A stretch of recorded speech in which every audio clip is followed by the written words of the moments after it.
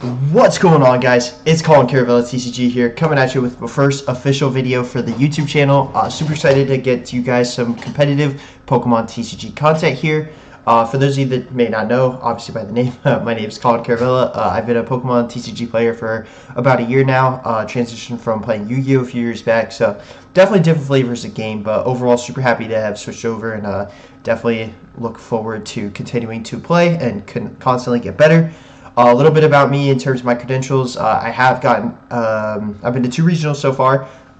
During my time as a Pokemon player, I've gotten a top 128 finish, a bubble of top 64 at the Atlanta Regionals of 2025 when the rotation for F Block hit, and then I went to the Orlando Regionals most recently for the last tournament of G rotation. Did not do so well in that one, but it was my second regional after a year, so sweet. I'm just going to give you guys what I think currently are probably the best 5 decks of the post-rotation meta. So we are in perfect order meta right now.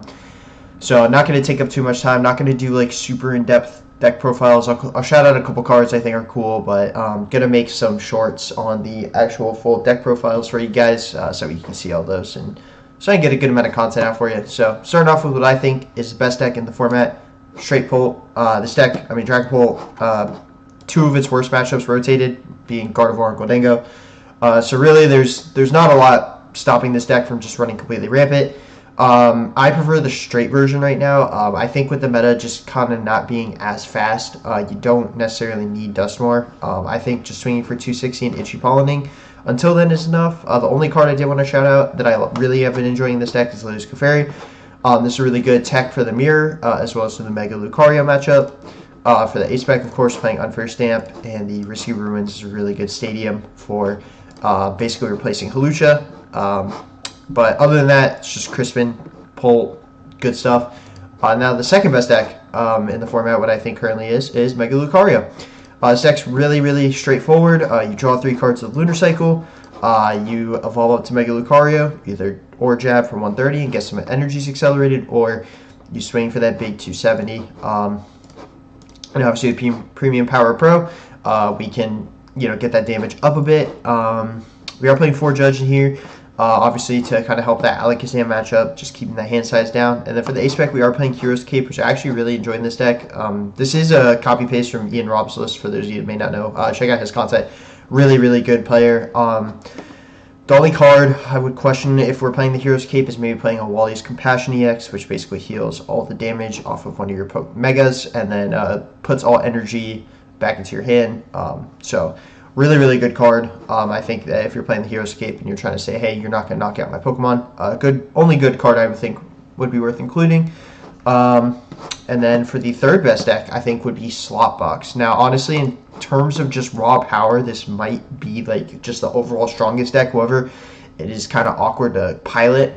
These toolbox decks typically aren't the easiest for players to pick up and start doing really well with because they require a lot of tricky sequencing and resource management because you don't really have also the lines you're going to take to win are kind of awkward at times. Sometimes you'll have to go into a retreat lock line or going for torrential pump or just ripping heads off Mega Kangaskhan. There's a lot. But this deck's really cool. I'm really excited to test it more.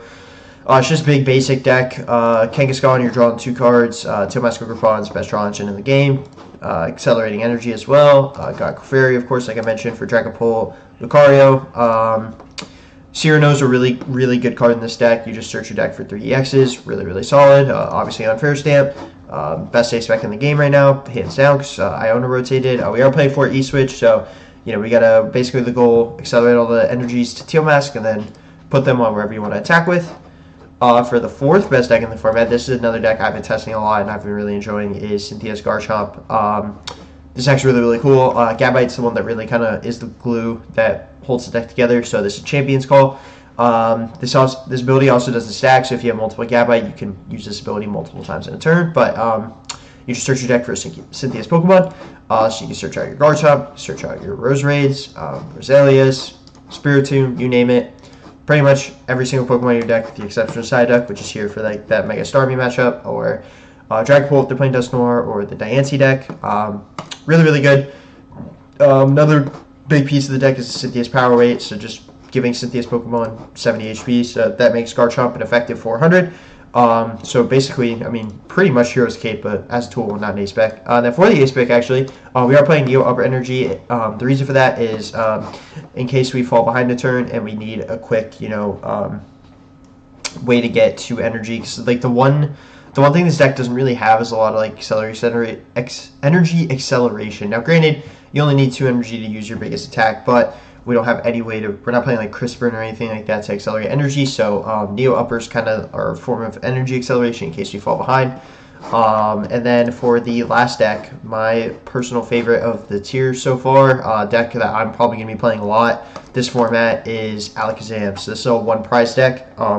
That's really, really, really good. It's basically, for those of you that may not know, it's Gholdengo EX 2.0. So Gholdengo was notorious for drawing cards. This deck is doing the exact same thing, honestly, on a 1 prize though, and we're technically drawing more cards, but really, really fun deck.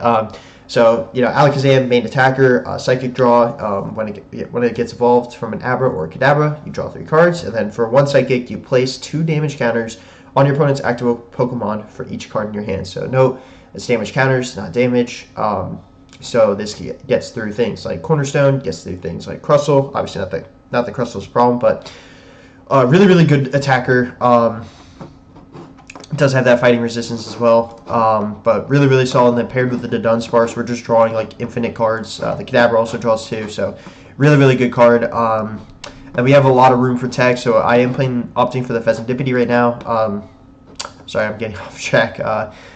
Not supposed to be going into full deck profiles. I can't help it. One card I will say, Genesect, I think if you're not playing this card in Alakazam, you are doing something wrong, because this card is how you get around Unfair Stamp, which is like the only really way you lose. So this card's really, really good.